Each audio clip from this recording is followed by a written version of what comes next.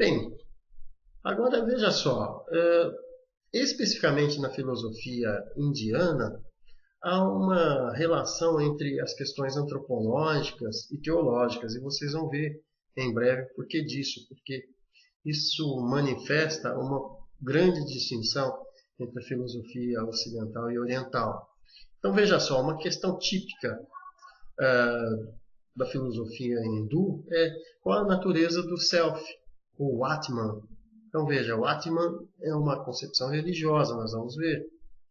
Qual a natureza existente entre o self e Deus, ou Brahman? Só que veja, esse Deus não é como nós convencionalmente analisamos no Ocidente. Ou, por fim, uma última questão.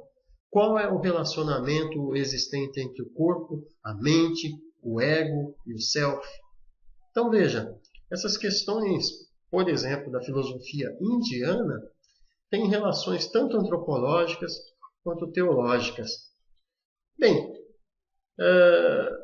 avançando um pouquinho mais, existem, por exemplo, questões de ordem axiológica, né? Por exemplo, as questões referentes ao bem, como nós dissemos, né?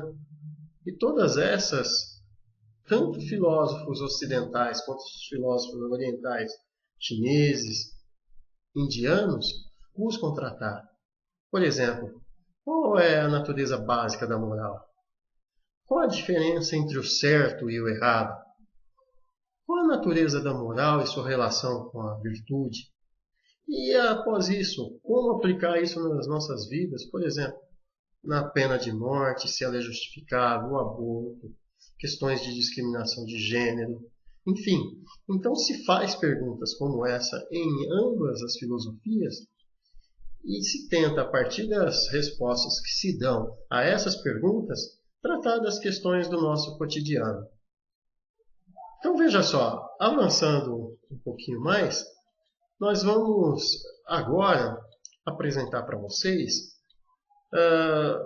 um outro aspecto que também é muito importante, que são, digamos, as principais diferenças entre a filosofia ocidental e a oriental, ou seja, os principais contrastes entre ambas.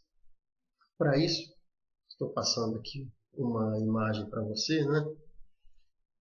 Onde nós temos esse pequeno quadro comparativo. E nós vamos analisar ele juntos. O primeiro, veja só, na filosofia oriental há uma relação próxima entre filosofia e religião. Isso é algo muito comum. Já não é tão comum aqui no Ocidente, na verdade é pouco comum. Tanto é que, por exemplo, houve um momento em que se deu, sobretudo, esses questionamentos, chamada filosofia medieval, né? Com, por exemplo, os movimentos chamados patrística e escolástica, mas para alguns críticos isso não pode ser considerado filosofia. Então há muita resistência na filosofia oriental, na filosofia ocidental, em se juntar filosofia e religião. Uma outra questão. No Oriente há muita ênfase na reflexão a respeito do espírito. O que seria o espírito? Essa dimensão, digamos, não tátil que o ser humano teria, como ela se relaciona com outras forças, enfim. Já na filosofia oriental, há pouca ênfase a respeito dessa questão. Uma questão, digamos, patente entre elas é como é que se dá a investigação. Então, por exemplo, na filosofia oriental se emprega muito a percepção, ou seja, como eu percebo o mundo, os raciocínios a partir dessa percepção, a intuição, que é um elemento muito forte na filosofia oriental, e também se usa as chamadas autoridades tradicionais na sua busca da visão filosófica. Então, veja, dentre uma das autoridades tradicionais, eu cito, por exemplo, Confutsu, ou mesmo Siddhartha Gautama, enfim, na filosofia oriental há muita referência à autoridade que passa a sua mensagem de sabedoria. Já Ocidente, isso não acontece de modo, digamos, tão visível assim. Então, por exemplo, no Ocidente nós temos a ênfase na razão, na experiência, nos chamados métodos científicos, ou seja, a tentativa de fazer uso da ciência para se pensar filosoficamente e aplicar isso ao nosso pensamento. Uma outra distinção é que na filosofia oriental nós temos um reconhecimento de muitas perspectivas sobre a verdade. O mesmo não acontece na filosofia ocidental. Na filosofia ocidental está muito presente a ideia da busca de uma perspectiva sobre a verdade.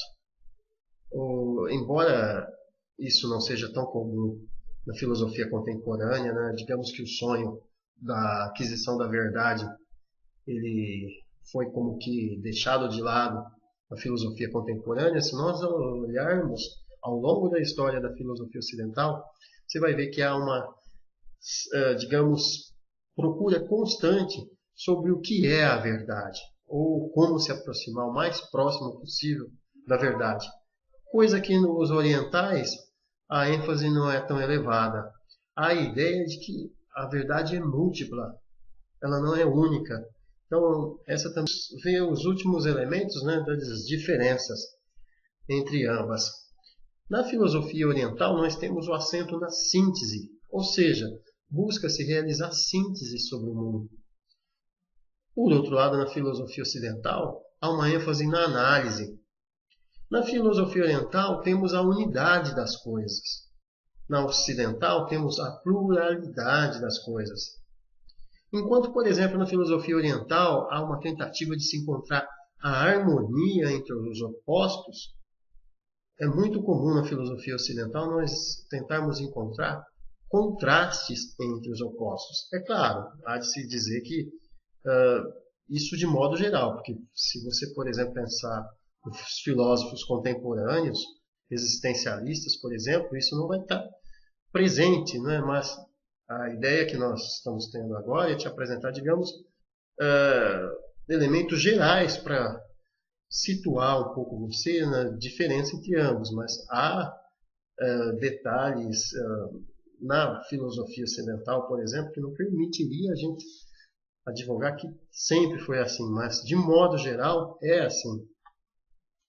Então veja só, continuando, na filosofia oriental há uma ênfase nas questões sobre a existência, por exemplo, buscando tentar descobrir como nós nos libertarmos do sofrimento.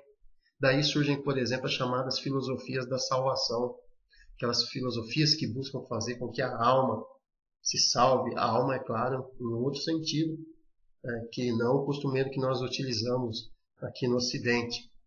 O mesmo não ocorre na filosofia ocidental.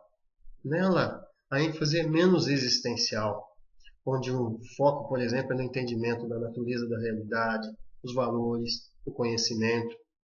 E, por fim, algo que vai surpreender muito você, que está habituado, por exemplo, a ler textos de filosofia ocidental, é a forma diferente de se manifestar o pensamento filosófico na filosofia oriental. Por quê? Veja só, na filosofia oriental ela é não sistemática, ou seja, não se produz um corpo filosófico todo sistematizado, digamos, articulado, um tema com o outro, enfim, não. Ela não tem esse caráter sistemático. Há uma certa desconexão, ou seja, você está lendo algo e de repente você lida com outro tema logo a seguir, enfim. Então, há uma espécie de desorganização, e isso é claro do ponto de vista ocidental. Há muita ênfase no aforismo. O que é aforismo? São pequenas sentenças de profunda complexidade que você tem como que mergulhar nelas para tentar captar a verdade, o que se busca, né, apresentar nesses aforismos. Especificamente no Ocidente, nós tivemos um grande aforista, né, foi o Nietzsche. Mas, de modo geral, isso é muito incomum no Ocidente. E o caráter, digamos, subjaz nessa estrutura não sistemática, desorganizada, aforística, é de que há uma espécie de suspeita da habilidade nossa de fato conseguirmos chegar à verdade, devido à nossa condição humana. Para o oriental, digamos que e aí nós vamos fazer uso de um exemplo tipicamente da filosofia indiana, né? É uma espécie de véu de Maia, é uma espécie de ilusão, você achar que vai conseguir alcançar a verdade. Bem, e por outro lado, a filosofia ocidental, essa você já conhece, né? Ela busca sistematizar, ela busca ser precisa, analítica, logicamente organizada, logicamente estendida, ou seja, você produz algumas asserções lógicas e vai, digamos, avançando, estendendo essas asserções sempre de modo lógico. Há muita resistência aos aforismos, tanto é que, por exemplo, falei do Nietzsche agora há pouco, né? Mas, por exemplo, para uma corrente da filosofia, eu cito uma que é o chamado Círculo de Viena, Nietzsche não seria filósofo, na medida em que ele não faz uso desse rigor lógico analítico, ele usa um estilo aforístico tipicamente oriental.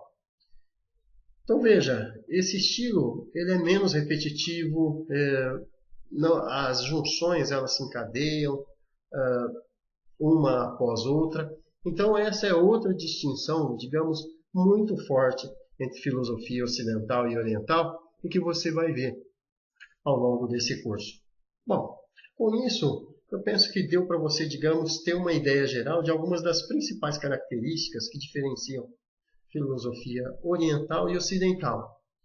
E no próximo vídeo nós vamos avançar mais um pouco para situarmos o nosso objeto de estudo. Obrigado